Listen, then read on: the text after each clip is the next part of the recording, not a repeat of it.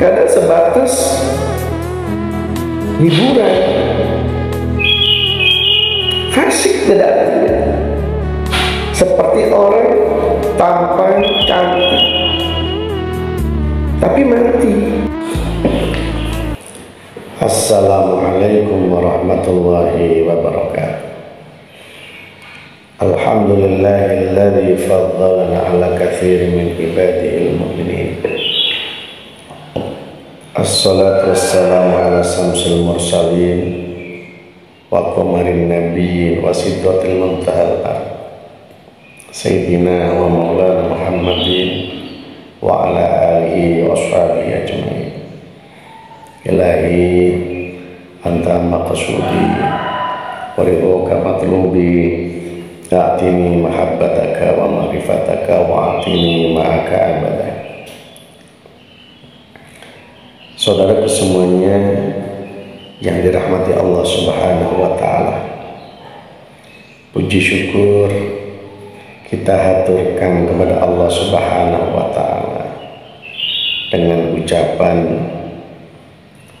Alhamdulillahilladzi faddalana ala katsirin min ibadihil mu'minin, di mana pada hari ini kita masih diberikan umur dan kesempatan sama Allah. Semoga umur kita dan kesempatan ini menjadi umur yang barokah. Kedua kalinya sholawat beserta salam Allah, semoga Allah melimpahkan kepada baginda Rasul Muhammadin sallallahu alaihi wasallam. Saudaraku kaum muslimin rahimakumullah, dulu guru kami Al-Mafrullah Kiai Haji Ahmad Syekh Abdul Wafat Hajjul Arifin, yang terkenal dengan Syekh Ahmad Syekh Abdul Wafat Hajjul Arifin dengan panggilan akrabnya Abah Anum, guru mursyid Thariqah Qadiriyah Naksabandiyah Ma'had Suryalaya. Kemudian estafet kemustannya sekarang diteruskan oleh Syekh Muhammad Abdul Ghashif Ramasdul Qaddasallahu sirrah dengan panggilan Abah As. Abah dulu pernah dawuh 1000 macam ibadah, jika tidak ada satu titik di hati atau di dalam jiwa, maka 1000 macam ibadah itu tidak ada artinya. Waktu itu ada kata-kata seperti itu, saya juga tidak nyambung. Kok bisa? Kemudian kita mencoba melihat di kitab, mendengarkan para kiai-kiai tasawuf menjelaskan, di mana ada satu nasihat yang sangat tajam, yang sangat tajam pemahamannya, yaitu Imam Ghazali. Di situ Imam Ghazali menjelaskan syariat tanpa hakikat fasik, atau sebaliknya hakikat tanpa syariat zindi.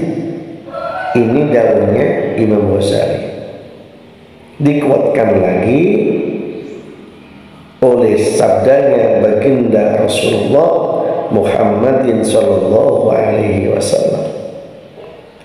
Sabda Rasulullah, setiap sesuatu ibadah apapun, jika tidak disambungkan di hatinya, tidak ada zikirnya kepada Allah, maka sesuatu ibadah itu seperti senda gurau dan bermain-main. Saudaraku semuanya rahimakumullah, Kayaknya kalimat ini biasa-biasa saja, tapi jika kita kaji bersama, kita dalami, ini juga kita butuh waspada dan harus mencari solusi secepatnya. Yang disampaikan sama bangsa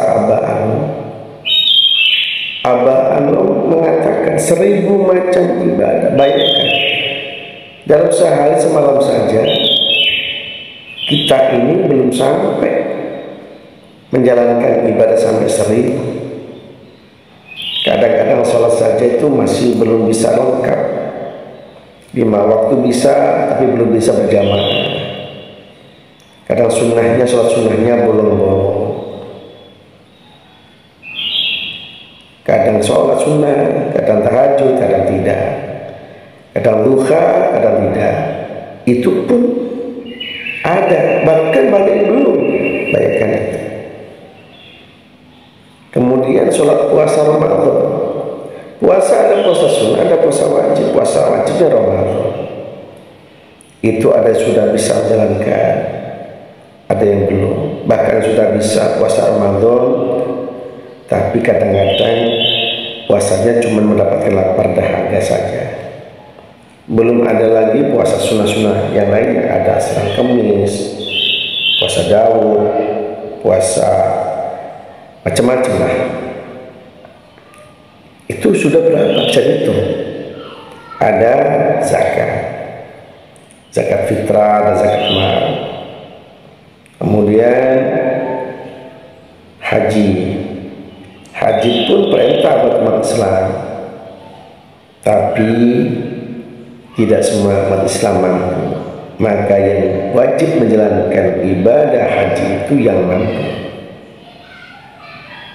dalam segala hal, hartanya, kesempatannya, tenaganya, macam-macam. Itu juga masih bisa dihitung dengan jari. Berapa itu hitungannya ibadah? Baca Quran kadang bisa, kadang ada nggak bisa. Baca sholawat itu pun ada yang bisa, ada yang tidak. Ini Allah mengatakan 1000 macam ibadah. Bayangkan, dengan 1000 macam ibadah itu, kalau tidak ada satu titik di hatinya, di jiwanya, apa itu satu titik? Yaitu zikrullah, zikir kepada Allah. Bukan mulutnya yang zikir, tapi di hatinya ingat Allah. Karena tujuan ibadah apapun, tujuannya ingat Allah. Aqimus sholata lidzikri. Orang sholat apapun tujuannya untuk ingat Allah. As-shawmu lidzikri. Tujuan orang puasa, baik puasa wajib, puasa sunnah, tujuan lidzikri, ingat Allah. Orang zakat, baik zakat fitrah maupun zakat mal, az-zakatu lidzikri, tujuannya untuk ingat Allah. Orang haji, al-hajju lidzikri, tujuan orang haji, tujuannya ingat Allah. Maka di dalam orang haji ada namanya wukuf. Wukufnya berhenti. Di mana wukufnya? Arafah. Syariatnya ya di sana, di padang Arafah. Hakikatnya hatinya dizikri, harus mengenal Allah. Man arafa nafsahu faqad arafa rabbahu. Barang siapa untuk mengenal dirinya, maka dia akan mengenal Tuhannya. Jadi tujuannya orang haji bukan leceh, tapi untuk ingat Allah. Orang baca Quran, tujuannya apa? Al-Quran, Qiraatul Quran, Qiraatul Quran dizikri. Orang baca Quran tujuannya apa? Ingat Allah. Maka kalau ibadah sholat tanpa tujuan ingat Allah, tujuannya apa sholatnya? Untuk siapa sholatnya? Kalau dulu sholat mencari pahala, ya wajar, seperti anak kecil mau makan, kalau dikasih permen Mau ngaji, kalau dikasih uang. Awalnya seperti itu. Awalnya orang sholat cari pahala. Kalau sholat sendiri, pahalanya 1. Kalau berjamaah sampai tingkatannya 27 derajat. Orang puasa mulai awal, mulai akhir akan diampuni dosanya. Memang seperti itu. Tapi ingat tujuannya apa orang sholat? Kalau bukan ingat Allah. Terus tujuannya apa orang puasa? Kalau bukan untuk Allah, ingat Allah. Orang zakat pun apa tujuannya? Untuk ingat Allah. Makanya kata Imam Ghazali ditekankan lagi, syariat tanpa hakikat. Mana syariatnya? Ya sholat tadi, sholat fardu, sholat sunnah, rukuk sujud, iktidal sujud, duduk di antara dua sujud, tahiyat awal, tahiyat akhir, salam kanan, salam kiri, selesai. Itu syariat. Sholat zuhur, sholat asar, sholat maghrib, sholat isya, itu yang wajib. Sholat subuh, yang sunnahnya malam, sholat tobat, sholat hajat, sholat tahajud, sholat tasbih, sholat witir, qobliyah ba'diyah, duha, macam-macam. Ini sunnah. Tujuan itu apa itu? Tujuannya kalau tidak ingat Allah. Apa artinya kalau tidak untuk Allah? Kan sia-sia juga. Orang haji, tujuannya apa haji kalau bukan ingat Allah? Makanya kalau hajinya tidak ingat Allah, tujuannya bukan untuk Allah, ya malah itu ditolak. Kadang orang itu gila hormat kalau tidak dipanggil abah, pak haji, mendongkol hatinya. Kalau tidak dipanggil umi, mendongkol hatinya, mangkel, bilang, aku ini sudah ibu haji, saya sudah haji sana, biaya mahal. Berarti tujuannya bukan karena Allah, ingin panggilan Pak Haji, Abah, Umi, kan gitu. Baca Quran, qiraatul Quran, tujuannya paling zikir untuk ingat Allah. Nah kalau tidak ingat Allah, untuk apa? Makanya banyak orang kalau tujuan baca Qurannya tidak ingat Allah, ya seperti baca Quran. Kesana kemari ada undangan, khotaman kesana si rumahnya si A, si B, si C, si D. Tapi kadang-kadang dia meninggalkan sholat, tidak sholat, kadang tidak puasa waktu Ramadan. Ya sekedar bacaan. Kenapa? Karena dia mengartikan bacaan Quran itu seperti nyanyian, hanya pantas-pantesan. Kadang bacaannya nggak jelas mana mah panjang pendeknya, makhraj sudah diberasa semua. Karena tujuannya bukan karena Allah. Padahal Al-Quran itu apa? Alif lam mim, dzalikal kitabu la raiba fihi hudan lil muttaqin. Alif lam mim tidak ada yang tahu, yang Allah tahu. Kemudian dzalikal kitabu la raiba fihi, itu kitab Al-Quran tidak ada keraguan. Siapa yang tidak ragu? Hudan lil muttaqin, tidak ada keraguan bagi siapa? Petunjuknya orang takwa. Nah, banyak orang yang baca Quran tidak takwa, makanya Qurannya sebatas nyanyian, tidak dikaji lebih dalam. Ini syariat. Kemudian syariat tanpa hakikat fasik, makanya banyak orang fasik. Kadang sebatas hiburan, fasik tidak artinya. Seperti orang tampan, cantik, tapi mati, gak ada hakikatnya, gak ada nyawanya. Ada si A, namanya si A, orangnya cantik. Kemudian dia cantik, tapi dia gak ada nyawanya. Apa itu? Dia mati. Siapa mau menikahi mati? Walaupun cantik, tapi kalau mati gak ada artinya. Kemudian kata Imam Ghazali, hakikat tanpa syariat zindik. Hakikat tanpa syariat zindik. Jadi ada orang sholat cuma di batin. Kamu sudah sholat? Sudah. Di mana di batin? Kamu sudah puasa? Sudah. Di mana? Di hati.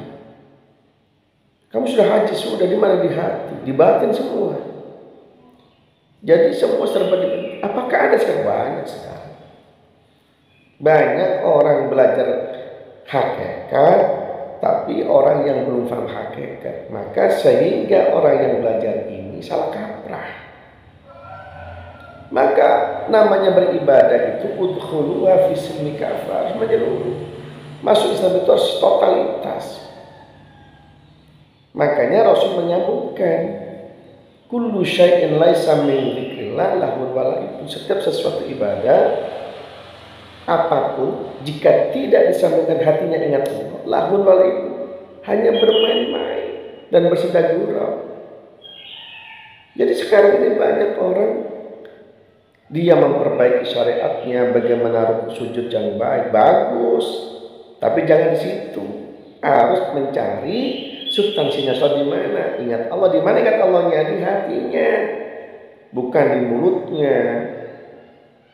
Memang aturannya, syariatnya, rukun qauliyahnya ya harus baca Quran, Fatihahnya harus bagus. Bismillahirrahmanirrahim. Alhamdulillahi rabbil alamin. Ar-Rahmanir-Rahim. Maliki yaumiddin. Iyyaka na'budu wa iyyaka nasta'in. Ihdinas siratal mustaqim. Siratal ladzina an'amta 'alaihim ghairil maghdubi 'alaihim waladdallin. Memang harus. Tapi bukan di situ ingat Allah. Selama wilayah gerakan bacaan bukan untuk Allah. Di mana untuk Allahnya? Di hati kita. Ingat Allahnya di hati. Khusyuk itu di hati, bukan di fisik. Kalau kita ini berargumen khusyuk itu di fisik, gerakan takbir, maka banyak orang bertengkar. Yang takbirnya di atas ikut Imam Hanafi, yang Imam Malik menyalahkan. Imam Malik menyalahkan Imam Syafi'i, Imam Syafi'i menyalahkan Imam Hambali, Imam Hambali menyalahkan Imam Hanafi. Ini fakta. Jadi khusyuk itu di hatinya. Aqimus sholat ala dzikri. Jadi ingat Allah. Berdirinya orang sholat, ingat Allah. Hati itu penting. Maka yang bisa membawa ibadah-ibadah sholat, ibadah puasa, ibadah zakat, ibadah haji itu hatinya, itu sentralnya. Di hatinya ingat Allah tidak? Kalau tidak ingat Allah, kata Rasul, bersenda gurau, yang ada adalah pura-pura khusyuk.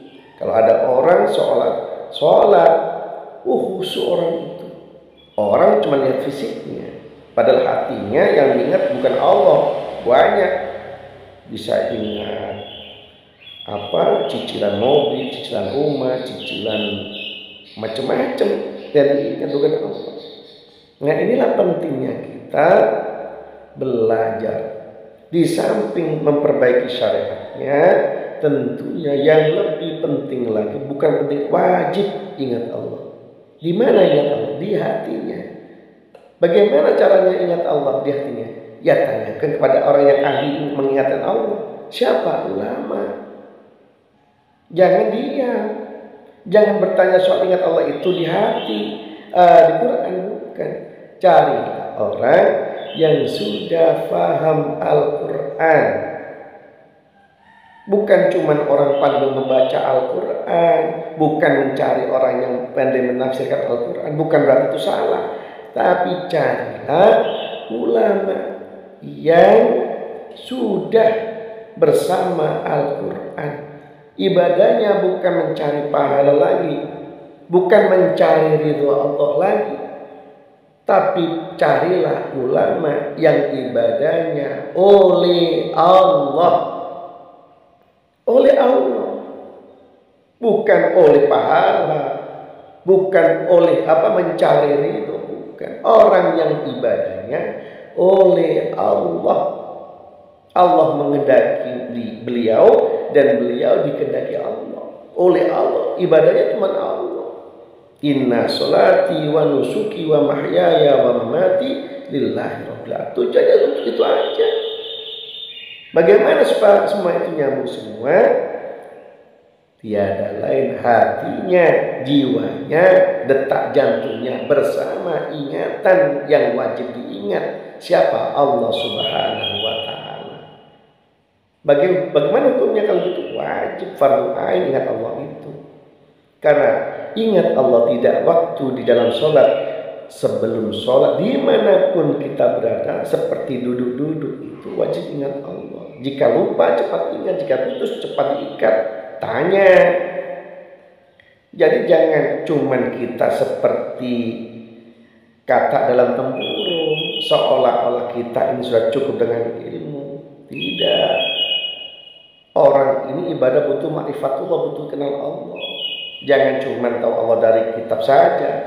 Bukan berarti meninggalkan kitab, tapi kitab ini dikaji, didalami, dan dicarikan gurunya bagaimana memahamkan kitab ini supaya kita ma'rifatullah. Itu saja yang dapat kami sampaikan. Kurang lebihnya mohon maaf. Assalamualaikum warahmatullahi wabarakatuh.